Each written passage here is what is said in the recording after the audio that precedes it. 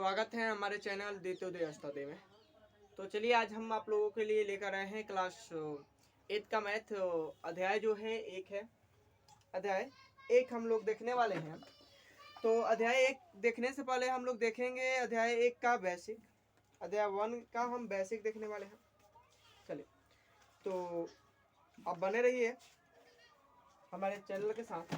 चलिए सबसे पहले हम बेसिक में देखेंगे कि योज्य प्रतिलोम। योज्य प्रतिलोम क्या होता है? तो देखिए योज्य प्रतिलोम का मतलब होता है ना, जैसे हम आपको 2 दे दिए तो इसमें केवल 2 का योज्य प्रतिलोम -2 होगा। तो आपको दिखाई दे रहा होगा कुछ नहीं किए, हम किए कि 2 है तो 2 लिखे, लेकिन पहले 2 प्लस में था, अब किस में लिख दिए? माइनस में। यानी इसका अगर आप परिभाषा लिखेगा तो प्राप्त संख्या का चिन्ह बदलकर वही संख्या लिख देना योज्य प्रतिलोम कहलाता है। जैसे कि हमको प्राप्त था 2 और 2 का योज्य प्रतिलोम लिखना था, तो केवल हम यहाँ प्लस में था चिन्ह बदल दिए, माइनस में कर दिए और देन लिख दिए।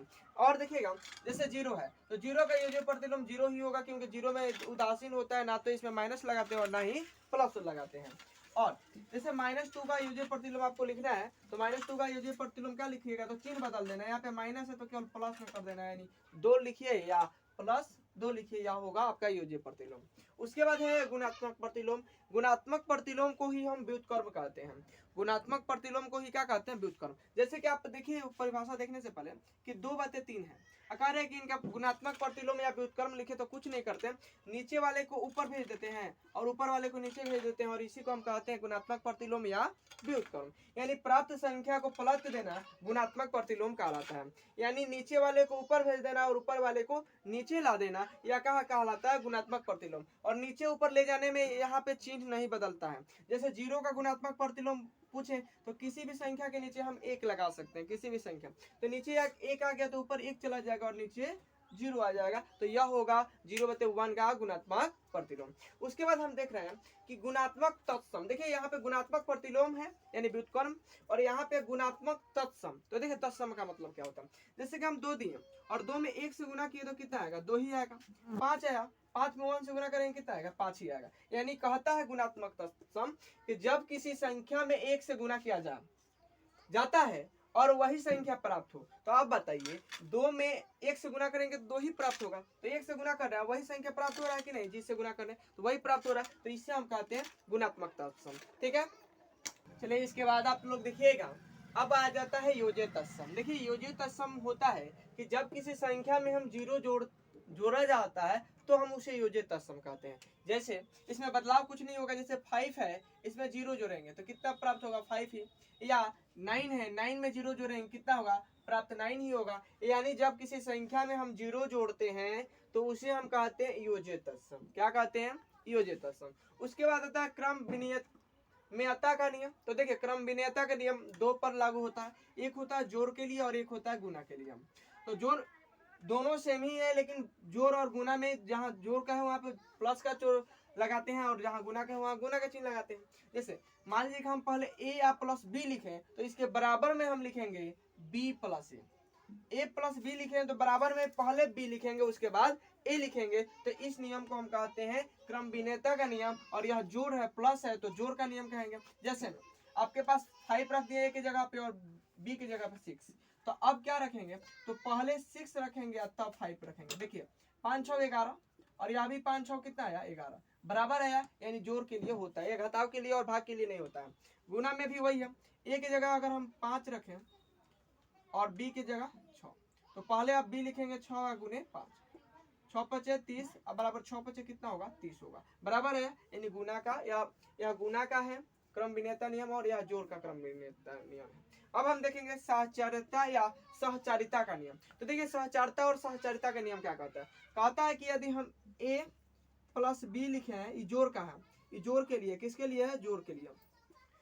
a प्लस b, तो अब कोष्ठ के बाहर से लिखेंगे तो बराबर में अब हम पहले a को निकाल देंगे, अब b या प्लस c लिखेंगे, b प्लस c लिखेंगे। तो इसे कहते हैं जोड़ का सहचारिता नियम, और गुना का भी सहचारिता नियम होता है। गुना का सहचारिता नियम ऐसा ही लिख देना है, a गुने b गुने c तो पहले आप ए निकालेंगे और बी गुने सी लिखेंगे। या जो होता है या दोनों आपस में बराबर होते हैं तो सहचरता नियम भी किसके किसके लागू होता है, जोड़ और गुना के लिए। यह भी घटाव यानी और भाग के लिए लागू नहीं होता है। एक लास्ट नियम आपके लिए बचा हुआ है, वितरण नियम। तो देखिए वितरण नियम आपसे कहता है कि यदि ऐसे में हम मान लीजिए कि एक मामा है आपके, क्या है मामा, तो मामा के दो भगिने, कितने, दो। तो आप बताइए अगर आपके मामा आपके घर जा रहे हैं तो क्या केवल अगर पैसा दे रहे हैं तो केवल एक ही को देंगे? तो आप कहिएगा नहीं, ऐसा होगा तो झगड़ा होने लगेगा। दोनों को पैसा देने का कार्य करेंगे, दोनों को पैसा देने का कार्य करेंगे। यानी मामा एक बार पैसा देंगे ए को, सॉरी बी को, यानी मामा ए है और पहला भगिना क्या नाम है बी, तो पहले मामा एक बी को देंगे पैसा, यानी ए में बी से गुना करेंगे ए और बी। बीच में चिन्ह देखेंगे किसका है, प्लस का है तो प्लस लगाएंगे और माइनस का रहता तो माइनस लगाते हैं। उसके बाद मामा आप किसको पैसा देंगे, तो दूसरे वाले भगिना को, और दूसरा वाला भगिना कितना है तो सी है, तो मामा का गुना एक बार किया जाएगा सी से। जैसे में इसी को हम कहते हैं वितरण नियम, यानी एक चीज जो है दो भागों में बच जाए तो इसे हम कहते हैं वितरण नियम। जैसे 5 है और यहाँ पे 6 है और +2 है, तो इनको हम ऐसे भी कर सकते हैं, 8 में से 40 आएगा, लेकिन हमें वितरण नियम का प्रयोग करना है। यानी एक बार 5 का गुना करेंगे 6 से तो 6 5 यानी 5 गुने 6, अब प्लस है तो प्लस लगाएंगे और एक बार 5 का गुना करेंगे 2 से यानी 5 गुने 2, 6 5 30 और 5 दूना 10, 30 और 10 कितना है 40, और या ऐसे भी करते तो कितना आता है 40। तो इसे हम कहते हैं वितरण नियम। उसके बाद आता है कि अब कुछ हम लोग उदाहरण देख लें। जैसे उदाहरण है निम्नलिखित का योज्य प्रतिलोम बताइए। क्या बताना है योज्य प्रतिलोम, तो आप लोग को अभी बताया गया कि योज्य प्रतिलोम निकालने के लिए कुछ नहीं करते, दी गई संख्या का केवल चिन्ह बदल देते हैं। दी गई संख्या केवल क्या बदल देते हैं, चिन्ह। जैसे कि यह माइनस में है तो इतना ही हम संख्या लिखेंगे, 9/13 ही लिखेंगे, लेकिन ये माइनस में किस में हो जाएगा, प्लस में हो जाएगा, तो यह होगा योज्य प्रतिलोम। जैसे 12/25 है, इसका योज्य प्रतिलोम लिखना है तो यह प्लस में है, केवल हम क्या लिख देंगे, माइनस में लिख देंगे, तो यह हो गया इसका योज्य प्रतिलोम। क्या हो गया, योज्य प्रतिलोम हो गया। उसके बाद अगला उदाहरण है आपके पास कि निम्नलिखित का गुणात्मक प्रतिलोम बताइए। गुणात्मक प्रतिलोम कहिए या व्युत्क्रम कहिए, दोनों का मतलब एक ही होता है। तो आप लोगों को बताया गया कि गुणात्मक प्रतिलोम कुछ नहीं करते हैं, क्या करते हैं कि अगर संख्या दिया गया तो 0 के नीचे हम 1 लगा सकते हैं, तो नीचे वाले को ऊपर और ऊपर वाले को नीचे, यानी ऊपर चला जाएगा 1 और नीचे आ जाएगा 0। जब किसी भी संख्या के हर में कुछ ना हो, यानी हर यानी नीचे में कुछ ना हो, तो हम 1 मान लेते हैं, ठीक है। अब देखिए माइनस से माइनस कट जाएगा, ऊपर चला जाएगा क्या 6 और नीचे कितना आ जाएगा 5, तो यह योज्य प्रतिलोम है। और यह जो है 5/2 का योज्य प्रतिलोम आप लोग कमेंट बॉक्स में बनाकर कमेंट कीजिएगा, ठीक है। अगर आप लोगों को वीडियो कैसी लगी है कमेंट बॉक्स में कीजिएगा। अगर वीडियो अच्छी लगी है तो लाइक शेयर और हमारे चैनल पर पहली बार आए होंगे तो चैनल को सब्सक्राइब और बेल आइकन को प्रेस करना नहीं भूलिएगा।